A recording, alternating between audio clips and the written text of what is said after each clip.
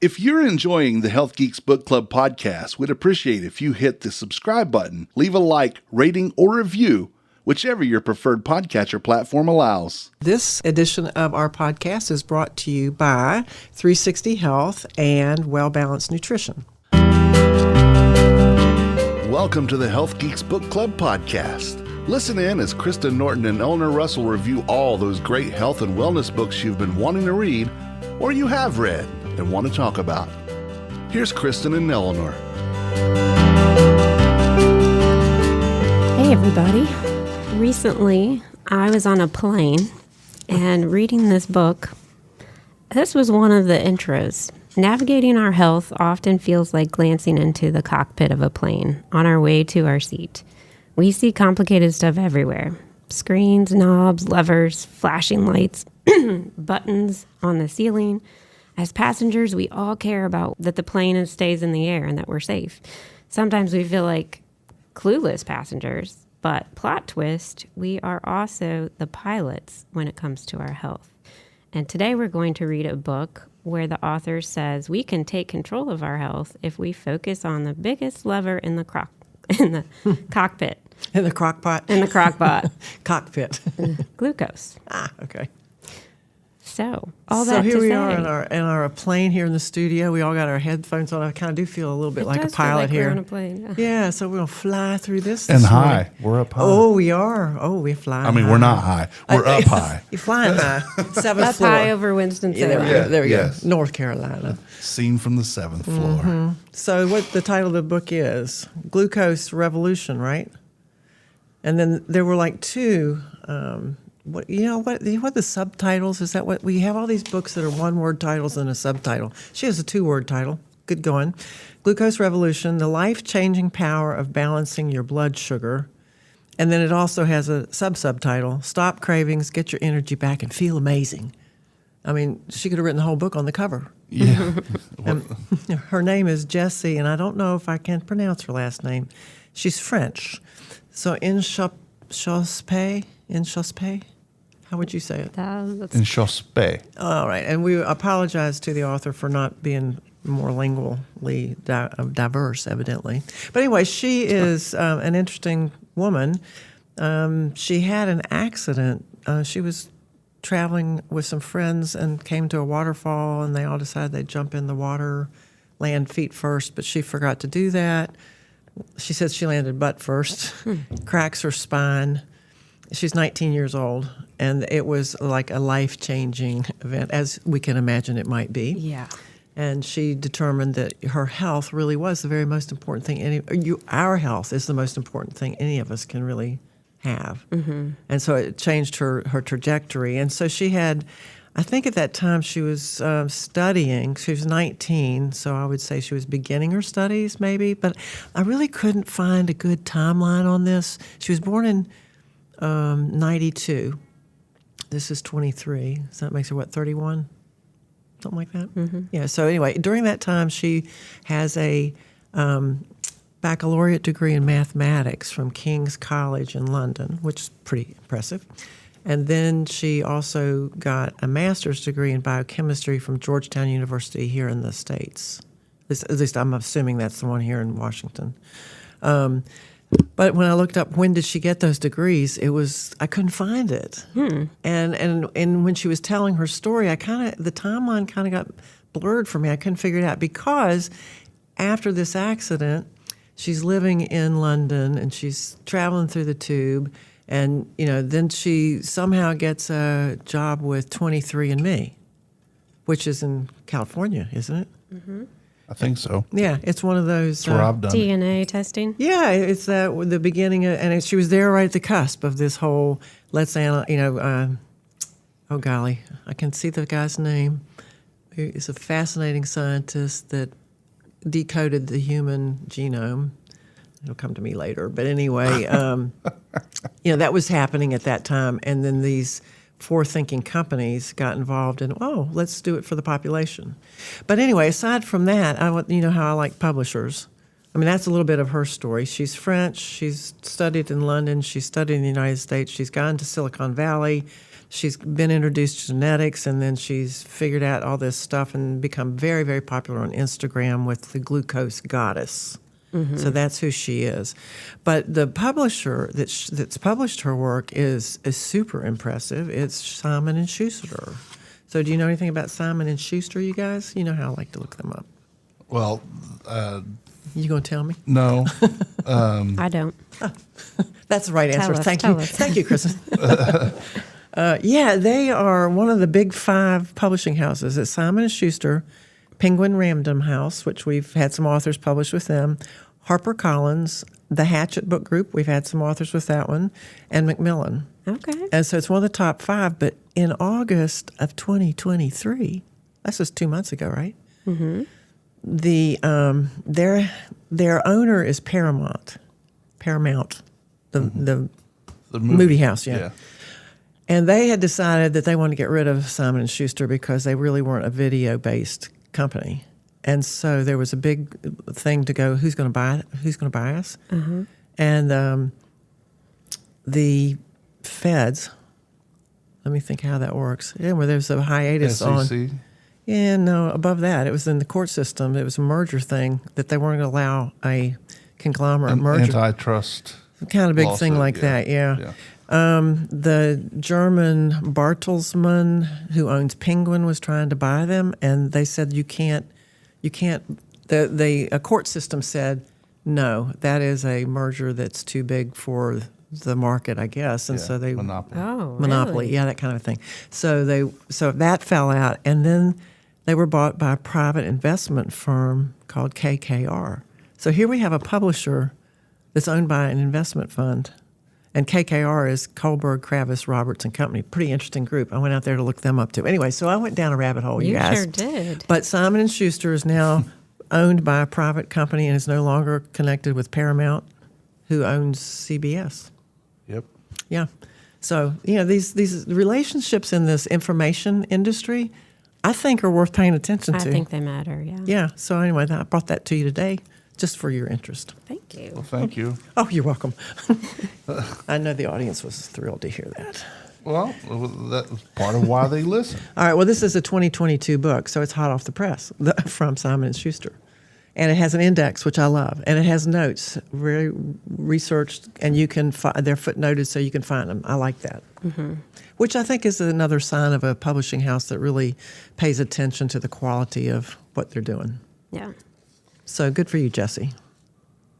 Jessie is, she lays out this book in a way that is super easy to read and understand. And I like how she didn't, so Glucose Revolution, the life-changing power of balancing your blood sugar, she's going to give you some information, but she doesn't jump right into the blood sugar hacks. Right. She lays down the foundation for what is glucose? Why do we need glucose? How do we make glucose? And all of this. Did you appreciate that? Yeah, and I thought her organization was really good. And then, why are glucose spikes harmful? And then some things that you and I can do about it. Yeah. If we believe her story. Exactly. Yeah. She says in her book that, this is her saying, I make existing scientific discoveries accessible to everyone. I think that's what you were just talking about. Mm-hmm. She then says, I translate them into practical tips. I'm a scientist, not a doctor, so remember that none of this is medical advice. If you have a medical condition or take any medication, speak to your doctor before using the hacks in this book. And then the publisher comes right behind her and has their disclaimer as well. So, and that's on the front page of the book. And, we have to cover ourselves when we have ideas and opinions. CYA. And we do that on our podcast, don't we? Yep. Yeah, these are just our ideas, folks. That's right. And we're sharing what we think these other people said. So anyway, she's very personable, a very one-to-one type of gal, and, considers herself a scientist first. Mm-hmm. But she doesn't talk in heavy science lingo like some of the books. Not at all. And she's got a fun way of describing things that I'm sure you'll pick up on as we get into these chapters. You mean like meet Jerry? Who the heck was Jerry? Jerry was the plant, the very first plant on the earth. One was odd. And then she keeps referring to Jerry. And I go, who's Jerry? I don't remember who Jerry is. Oh, he's the first plant. Yeah. Jerry. She just named him Jerry. Let's call him Jerry. Yeah, so chapter 2 is how plants create glucose, and she goes into... Oh, but what is glucose? Oh, first she talks about what is glucose. So, I had to stop there big time. Okay. Yeah. What notes do you have on that? I didn't take a lot of Well, notes since on I that. like science too, I wanted her to show me what the formula was. I wanted to see the C6H6O6, and she never said that. I was disappointed because she's a biochemist. She should have said that. This is producer Tim. What Eleanor meant to say was C6C12C6. Because duh, right? No, just kidding. She just meant to say that. You're welcome. But she makes it accessible. I know. And that's good for her. That's why a lot of people look at me and go, zoning over. She talks about it being a really important molecule in our living systems. It is the fuel that drives the energetics. That if you don't have glucose, you can't run them through the pathways that give you the energy to move, to think, to digest your food, all those things. Right. Every cell requires glucose. Right. So it is critical that we get glucose, but she's saying we get too much of it maybe. Or it's dysregulated. Oh, the dysregulation. And what does that cause? Oh my gosh, did you get that list? Oh, I made a note, but I don't have it, that she gives you this little quiz. Like, Oh, if that's you good. answered yes, then this book is for you. So I don't know if you can find that, but it's like if you get sleepy, if you have mood swings, if you are always hungry, then these are signs that your blood glucose could be dysregulated. Yeah. Yeah. It is a nice little worksheet. And the dysregulation, the reason she's worried about is it because every day it's dysregulated. This leads us to aging and the development of these chronic diseases like acne, eczema, psoriasis, arthritis, cataracts, Alzheimer's, cancer, depression, gut problems, heart disease, infertility, PCOS, insulin resistance, diabetes 2, and fatty liver. All things we want to avoid. Oh my gosh, and that is because glucose is a central molecule to every cell. So every system, if glucose is dysregulated in those systems, you can see how you can get that wide range of chronic disease, that inflammation process. That's why she calls it the biggest lever, right? If we're in the cockpit, what can make the biggest impact? And she says glucose, regulating your glucose. So when she says dysregulated, what does that mean? Uncontrolled, I think. Yeah, and she talks about these spikes, blood sugar spikes, mm-hmm. And how she wants to flatten your curve. When you have a rush of glucose from your food or too much glucose, that can cause a big spike in your blood glucose. And then oftentimes it's like a roller coaster. You get a big spike and then you drop really low quickly. And that's what makes you feel like crap.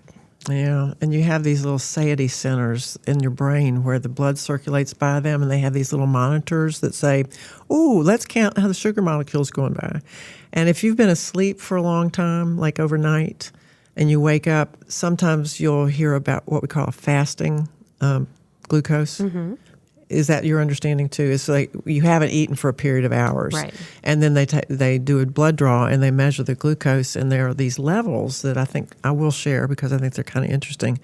Most a normal range for when you wake up would be between 60 to 100 milligrams per deciliter of glucose in your blood, and then if you wake up and you got over 100 and under 126, then you might be pre-diabetic. And if you've got over 126, they're going to say you have diabetes. Your blood sugar is way too high after a fasting period. And then there's some other people that say that those numbers are a little high, and it's really between 72 and 85 is a good fasting blood glucose. And so anything over 85 is something to be concerned about. So there's some, schools of thought, I guess, on what numbers you want to pick. But the idea is that if you've been fasting and your blood sugars are still high, it's going to cause some disease processes to begin. Right. And so Jessie, our author, kind of calls us to, hey, if we could pay attention to this before we get to that point where we're diagnosed with prediabetes or diabetes, we can make a difference, right? Let's try these little tweaks to see if we can make a difference now, so that, like you said, every day our blood sugar isn't dysregulated, leading to these problems. Yeah, and Kristen, so much of the reading we've done has talked about daily habits making the difference. Setting up a lifestyle that protects you, or it offers more protection than if you don't, against some of these less life-threatening outcomes. Early aging, early death, those kinds of things, and suffering. You don't want to feel bad. So prevention. Right. We like this. Yeah, so these, why are the glucose spikes harmful? And, she's talking about the variability, and that's what that spike is. You're going along with a level in your blood, and then it climbs really high, and then it drops very quick. And so she has multiple charts in this book that are based on scientific evidence, right? Right. That look pretty substantial to me. And she makes it very graphically understandable. Yeah, which I think is a reason to get your hands on the book, because the charts are nice. It's very impactful. Yeah.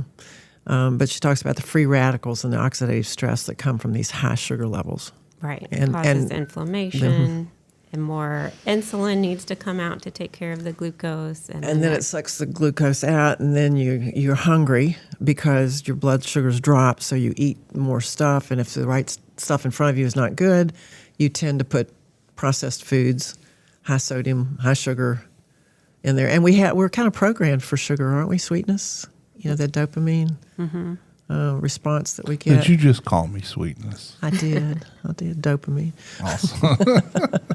Hey, you're pretty dope.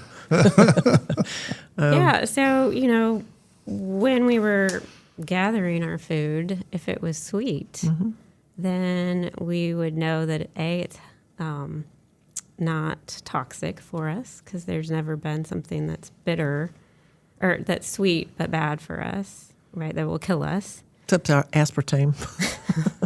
That takes a while. That's synthetic. And B, that it's probably high calories, Yes. so you're going to want to eat all that up before anybody else in the hunter-gatherer family gets it. Right, because you might not find another bush with something sweet on it for quite a while. Exactly. Yeah.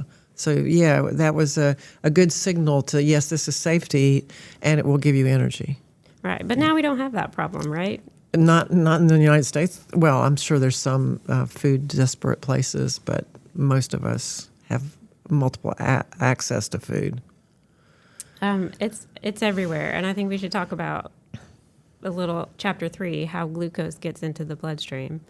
So we keep talking about glucose. What is glucose? C6H12O2. It's basically sugar, right? Blood sugar. Yeah, but those bonds hold energy. And what's really fun about the way glucose appears on the planet is because there's sunlight, and there's a thing called chlorophyll, and it happens to be in plants. And with the chlorophyll present, if you have carbon dioxide and water, which is pretty abundant, you can generate this sugar molecule and oxygen, which we like to breathe oxygen, so that's nice.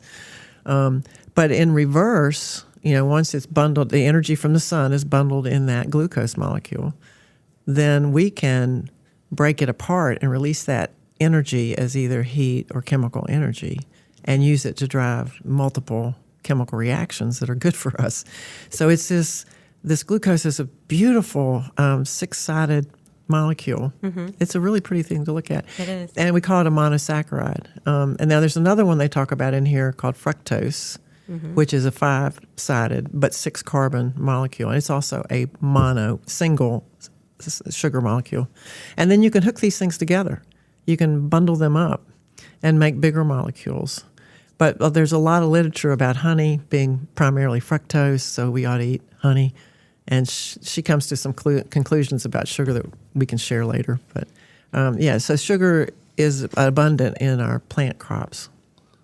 Right, and so when as starch or fiber or when we polysaccharides. eat something with starch or sugar or fructose in it, right?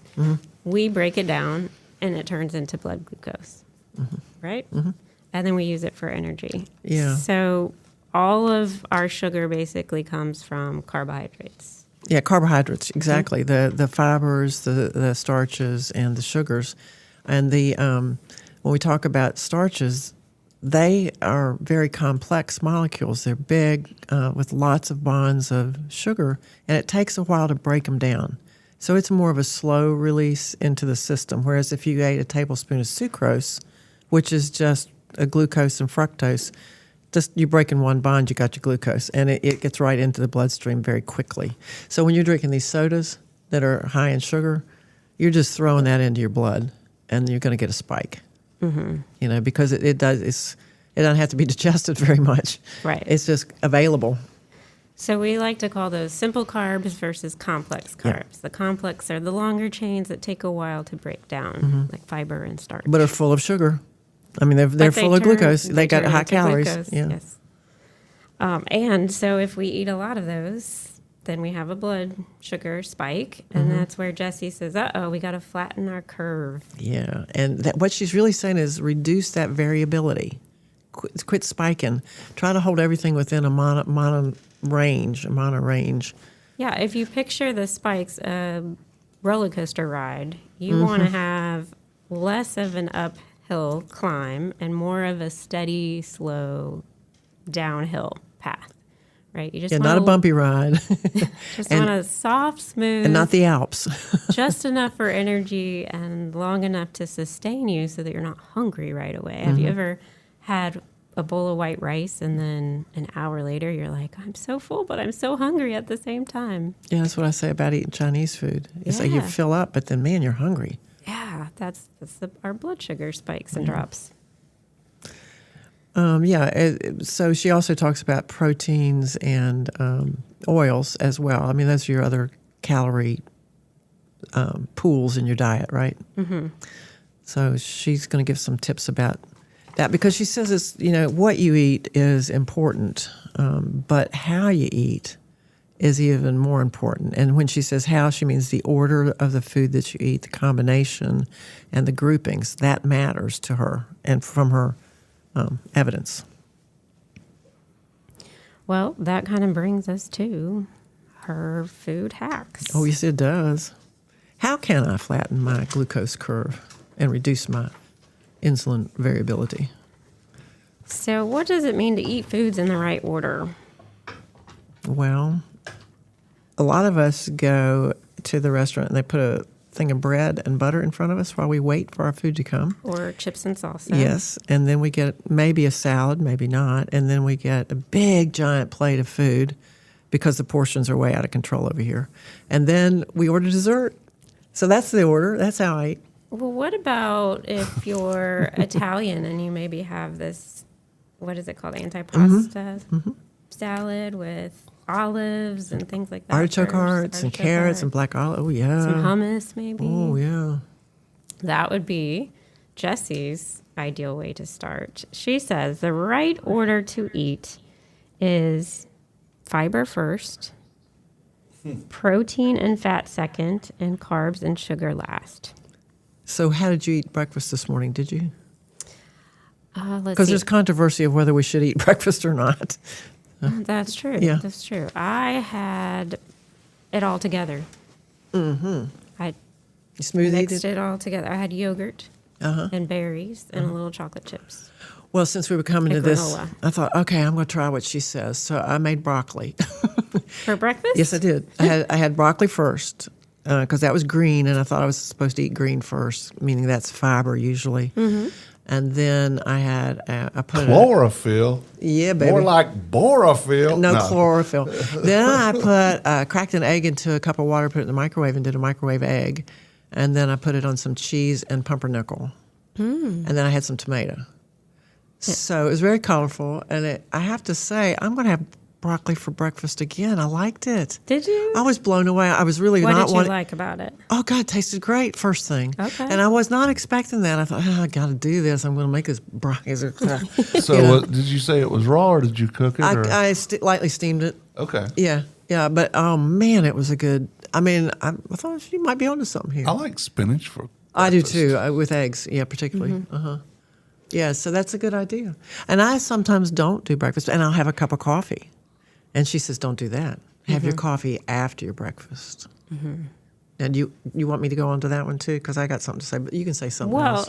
So I'm talking a lot. So you kind of covered hack 1 and hack 2, because hack 1 is eat in the right order. Hack 2 is add a green starter to all your meals. So she wants you to start with a salad or green veggies because it's fiber, right? Hack number 3 is stop counting calories. Despite what most people think, adding calories won't make you gain weight. Different kinds of calories, glucose, protein, fat, will have different effects on the body because they are different molecules. Correct. And her point, which I like, is that, okay, so I'm a dietitian. I hear people say, I did Noom for a little while, but it got annoying when they kept telling me, like, my nuts and my peanut butter were adding too much calories. And Jessie's point is, actually, no, you need a little bit of that to flatten your glucose curve. So if you just have bread alone, it's lower calorie, but it's going to spike your blood sugar. So don't be afraid to add the calories of a tablespoon of peanut butter to your bread, because that matters a lot in flattening your curve. Did you like that hack? Yeah, and I actually like that pattern of eating. I think, having a salad before your meal is good. But I also think that the counting calorie thing has ruined so many people. I mean, they've become emaciated and improperly nourished just because they're counting calories and not which calorie. And I think in some of our reading, they even are suggesting that, you can put it in your mouth, but it's not necessarily going to be absorbed. So, are all of those nutrients, the fats and oils absorbed, or do some of them pass through you because, whatever's going on in your body's going on? I haven't done a fecal analysis, but I guess we could do that sometime. That'd be a fun podcast. I'll report on that when I get that one done. Yeah. So, but I want to go back to that caffeine. This podcast has gone to poo. It has gone to pot too, because I want to talk about coffee. Hack 4 is flatten your breakfast curve. So tell me how coffee. Well, she was saying don't have the coffee before, and I can't remember why she said to do that, but I wanted to argue with her because we read a book called Switch. Do you remember the author's name? Tim will help us with that. The idea, though, was fascinating. He talked about this receptor called mTOR, the target of rapamycin, mechanical or mammalian, whatever you want. That M can stand for lots of things. But anyway, if you drink coffee, the caffeine in it inhibits the mTOR, which then allows more autophagy to occur. And the autophagy is the cleanup system. And your cells. That author was suggesting longer periods of fasting so that your body has time to clean up the broken cells and get rid of, start apoptosis, which is cell death, programmed cell death, that's good for us. So like if you have something that looks like it might be a cancer, your body is monitoring that and can maybe get rid of that cell before it actually becomes a bad cell. So this autophagy thing is good for us. And his premise was we were eating too many hours of the day and that we needed to make sure we protected that fasting period. That's James Clement. Yes, that's his name. Thank you, James.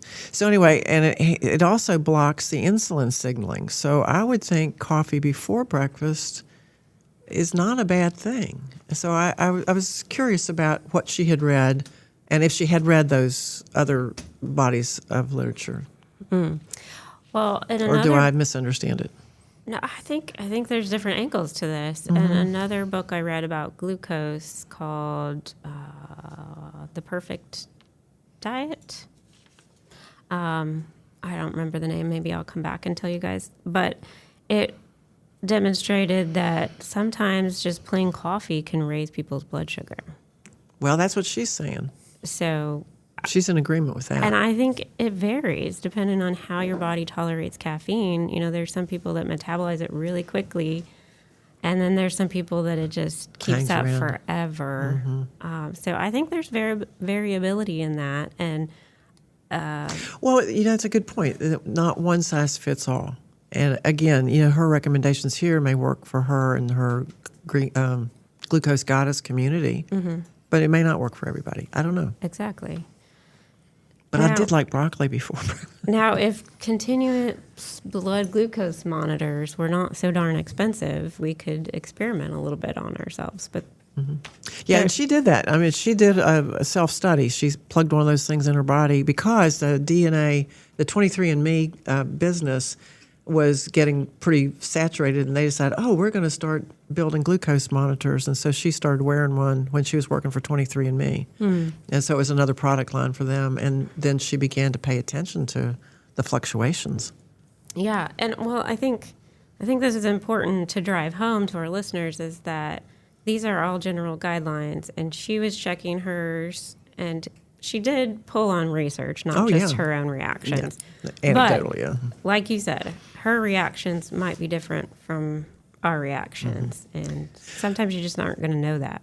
Yeah, but I do think some of her work was, or her references back to those large studies like the nursing study, which has gone on for many years and has lots of people in it. And she gets into I said, you said flatten your breakfast curve? Yeah. Well, her hack is technically eat a savory breakfast. Heck yeah. You like savory versus those Cinnabons? Oh, yeah. I mean, a lot of sausage, a lot of bacon. I think there's Kristen says, ways "Shut up." to have a a sweeter breakfast. Like, I don't like that she calls it have a savory breakfast only, because I think there's ways to balance things that might be on the sweeter side. But her premise is don't have a ton of sugar in the morning. And I think she said her mother ate a big bowl of cereal with a lot of sugar on it, and then she would grab a Pop-Tart growing up. And so I think those are the kinds of things she might say. Avoid. Pick a better choice. Right. Yeah. Right. Not so much of the sweet sugar processed grains. Like oatmeal could be okay, maybe. She didn't say that. I'm just throwing that out there. No, and that's because fiber. That's a good example of how we have for a long time had breakfast foods that were just single food. Mm-hmm. Okay, well, let's go back to the list. We will have a savory breakfast with broccoli and and some sausage. Well, and I'll stop and say, too, that she mentions, if you start your day with one of those sugary breakfasts, that's usually the highest blood sugar spike you'll have of the day, and then it's really hard to get off the roller coaster from there. I think so, too. And I've experienced that. Yeah, I have, too. Yeah, you get really hungry, and then you eat, and it's just awful. You get out of control. So you have a fasting period, and that kind of resets you, like your sleep time. Here's another thing that I think a lot of people do, thinking they're eating healthy, is a fruit smoothie. Oh, yeah. Yeah. That's And just particularly a the bottled slow ones. And even the kombucha bottled versus the homemade kombucha. Yeah. That was interesting That's to a me. bummer. Mm-hmm. Yeah. So homemade stuff and eat the whole fruit. Don't juice it. Don't juice it, right? And if you're going to have a smoothie, you're going to need to balance that out, too. And this is like, I'm just nodding my head over here as I'm reading because I'm like, yes, this is what we tell people all day, every day at Well Balanced Nutrition. But there is one hack that I disagree with, so we'll get to that. Okay, let's see. Number 5 then is have any type of sugar you like. They're all the same. I kind of hit that with the honey and the fructose. Now, agave, I guess she says that's the same as glucose. Yeah, we can get really caught up in one has a lower Maple glycemic syrup. index than the other, or one has some trace minerals, and she's just like, really, at the end of the day, Glucose is glucose. yeah. Yeah, so enjoy it, but don't eat a lot of it. Exactly. And then this was kind of good. Pick dessert over a sweet snack. And I remembered that after reading this book, and I thought, so in the middle of the afternoon when I'm down, don't eat something sweet. Eat something a little, more savory or salty. Like get a pickle or get a cracker and cheese, something like that, rather than if you're going to go that far. But if you want something sweet and you saw that cookie in the afternoon, the chocolate chip cookie, go ahead and buy it, but save it and eat it after your dinner. And why does she say that? Because it's the right order. It's the right You have order. to follow the right order. She points out that the fat and the protein molecules will make it so that the sugar, so you eat the real food first, and then the sugar isn't absorbed as fast. Right. So you don't spike as high. Exactly. Isn't that nice to know? Yeah. So have your dessert. Yeah, and I have noticed that since reading this, And eat it too. Yes, absolutely. But I just put it closer to the meal. I used to sign up, like wait a couple hours and then have to, serve dessert. And it's like, oh no, don't do that. Go ahead and just have it right there. And when I do that, I don't want it later. It's like nice, yeah. it cuts that craving that she says will happen if you follow her recommendations. And you got the sweetness. It was like, oh, that was fun. So Yeah, I mean, isn't that a fun little hack yeah, to spread the word about, right? Like, eat dessert. Yeah, and that's It's okay. not the news you usually get from people who are trying to say, I have to lose 30 pounds. It's like, well, you don't get dessert for like 9 years. Right. It's like, no, that doesn't work. Okay, do you want to go to the next one? Or go ahead. It is, I think, cool to know, like, okay, eat your dessert after your meal, but the sweet snacks, have something more savory or balanced. Like Yeah, you because said. you'll start that spiker. If you have that afternoon thing, or morning, in the middle of the morning, it'll set you off on this whirligig. Whirligig. Yeah, whirligig. All right, hack number 7. Go ahead. Reach for vinegar before you eat. And she said not lemon juice. Not The lemon difference juice. between acetic acid and ascorbic acid, girls, that is a biochemistry thing. But I've been having lemon water in the morning for like 9 years. Have you really? Yes, I love it. I get up, I have lemon water. But I did buy my Bragg's vinegar bottle since I read this and thought, well, I could have chosen vinegar before because that was a choice when I was presented with this idea. And now Bragg's vinegar is first thing in the morning. Stephanie makes me take 2 apple cider vinegar gummies Oh, every gummy. night. Oh, no, she said the gummy, the evidence is not there that they work. So, My wife still makes me take well, you just get a shot glass and start having shot glasses. And the Bragg's vinegar is not like the other vinegar. It has a little effervescence, and it's actually not bad. Do you enjoy it? Yeah, actually, I would say I do. And I'd surprise that. Well, I like broccoli at breakfast too, so who knows? I like vinegar. Yeah, and she's saying that if you're going to eat something sweet, have a teaspoon of vinegar before you do it. Okay, so So carry your vinegar. 2 things. This is Is this the popular. one you I have a disagree lot with? of yes. Okay. I I've have a been lot waiting of on people that. that do this, and I think she points out something very important in the book, that none of these hacks by themselves are going to be cures, and you still have to eat a well-balanced diet. So you Get can't your sleep. out vinegar a bad diet, right? Like vinegar isn't going to solve just eating sweets all the time. There's that. Also, it can be too acidic for some people. Like if you have reflux issues, then that might flare that up. Some people find it helps. I've heard controversy on that one. About, There's a lot of controversy. yeah, this is and controversial. this is yeah. goes back to that variability, right? Not everybody's going to react the same way. So I was just surprised to see this in here because I don't believe the evidence is solid on it yet. And I did look that up. Something that was done in 2014 said we need further large-scale, long-term trials. That's 10 years ago. Isn't that awful? 2014 is almost 10 years ago. Yeah. It's like, God, when did that happen? 10 years ago. I know.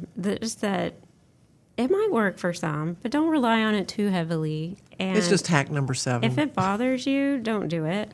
But yeah, it's just funny because I know people who do it religiously, and yeah. I'm just like, Yeah, does it and help? then there's the thing about the enamel on your teeth too. And Yeah, using she a has straw. you drink it through yeah. the straw. I thought about that. Dentists are gonna Yeah. not want you to do that, but But you drink it too. You eat through a acidic straw. food too, so Yeah. you don't do that through a straw.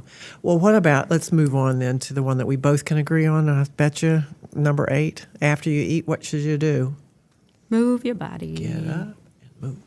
Go for a walk. Not necessarily ride a 10-mile endurance ride, but get up and move. Right?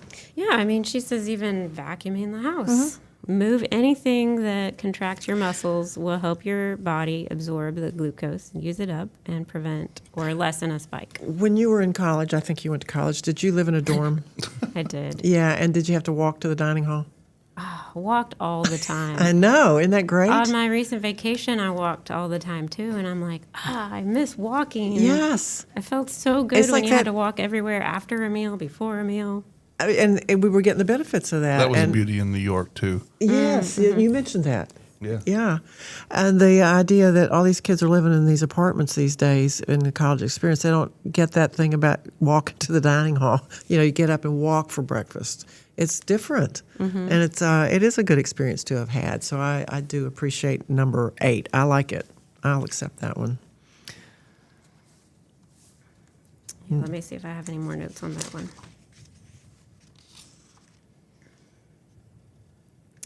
Okay, nope. Okay, But then go on. I will say that in the terms of movement, for most of us, these hacks and this book are for people who are mostly sedentary or not like extremely active. And I thought for those really active folks out there who maybe are running marathons, then some of the hacks in this book might be helpful, but they actually do need a little more glucose because they're burning it off. So, are you saying that I should read this book? I think a lot of people should read this Well, book. the reason You I would say like that, it? The general public should. Because Yeah. I am sitting a lot. most of the day. My watch tells me, "Hey, it's time to get up," and I'm like, "Okay, I will in a minute when I get to a spot I can stop," and I don't. So Yes. then ankles are swelling, and just hanging out, and yeah, I think these hacks would be good for you then. okay. And an accountability partner helps too. If there's somebody that says, "Hey, let's go for a walk together," that's so much easier. And that also helps those of us that like to get super focused, because once you get focused and your watch goes off, later. It's just not Yeah. some of us. But the general American population is in need of this. Yeah, and she has something in the beginning of the book that says only 15% of Americans are metabolically healthy. Yep. So, So that that's a lot 15% of you're us. talking about, this book may not be, like Michael Phelps is going to need like 7,000 calories to go do whatever he's going to do. But if you have a snack, what should you do? We kind of talked about it. Go savory, don't go sweet, right? Oh, yeah. So the nuts and the something, pickles, whatever you like to think of. And I think love number pickles. 10 is your favorite hack. Yeah. Yes. So let's save it for the going out comment. Oh, no. Oh, okay, let's go. Let's talk about it. All right. Hack 10 is put some clothes on your carbs. Don't eat naked carbs. No, a little. They need some clothes. So this is, we talk about this all day at Well Balanced Nutrition. We call it balance, but she calls it putting clothes on your carbs. And we talked about it like with the bread, right? If you just eat bread, that's a naked carb. Put some fiber, protein, or fat, or clothes on your carbs, and balance that out. So if you're going to have fruit, we tell people to maybe pair it with a handful of nuts or seeds. If you're going to have a cracker, have a slice of cheese. Can we go back to the fruit comment? Because she did spend the time talking about fruit and how we've hybridized it to have so much more sugar than initially. She talked about bananas, the ancient banana and the new banana. Okay. That idea of, she wasn't crazy about eating fruit. From what I gathered. She wants you to eat it at the end of a meal. She kind of thinks of Because it like that's, the if you're going to dessert. have something sweet, she's saying instead of picking a pastry, pick a piece of fruit, for your sweet molecule. I agree. I think it's for a the great most part. idea. And the Mediterranean diets that are so well recognized as being healthy do that sort of a thing, don't they? Yep. So put some clothes on those carbs. So I like that she doesn't sell these hacks as hard and fast rules. She does mention that, do what you can when you can. Do them when they're really easy to do. If they're not easy to do, then don't worry about them. Right? They're not the 10 Commandments. They're just suggestions that you can put into play. And like the eating in order, she's like, I realize that not every meal you're going to sit down and eat in that exact order. It's not always going to be possible. But when you can, do it. Try it. Yeah. And she talks about the sink. Think of your stomach as a sink. and you put the food in the sink, and it goes down the drain in the order in which you put it in. So, and that triggers the digestive enzymes in a way that she says is going to work better for us. She has some recipe books coming out, I think. And that'll be kind of fun to see what she's got coming. I think she has some vinegar cocktails. Well, I was going to say about the Tim vinegar. will be serving those. What I tell people is, if you don't love drinking it straight up, and she says this too, have it on your salad. Make a dressing out of some vinegar. Yes. Oh, yeah.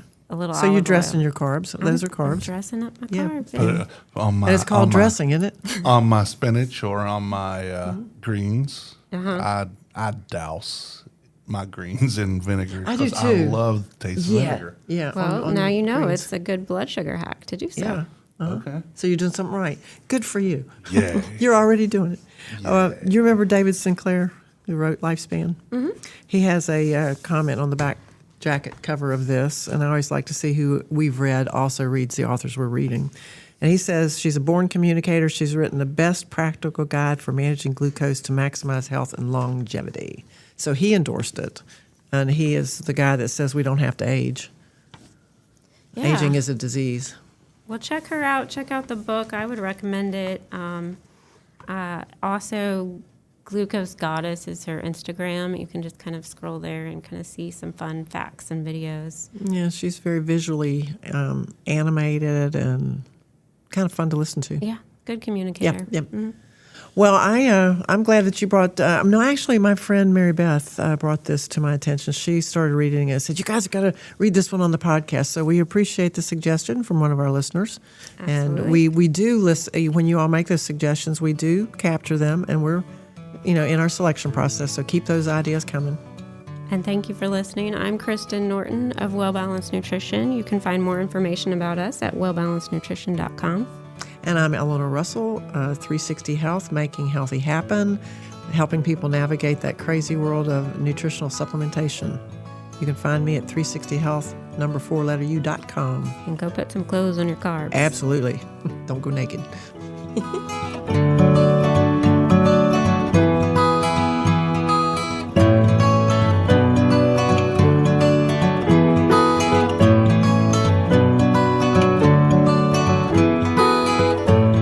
The views and opinions stated in this podcast are solely those of the contributors and are not necessarily those of our distributors or hosting company. This podcast is copyrighted, and no part can be reproduced without the expressed written consent of Kristen and Eleanor.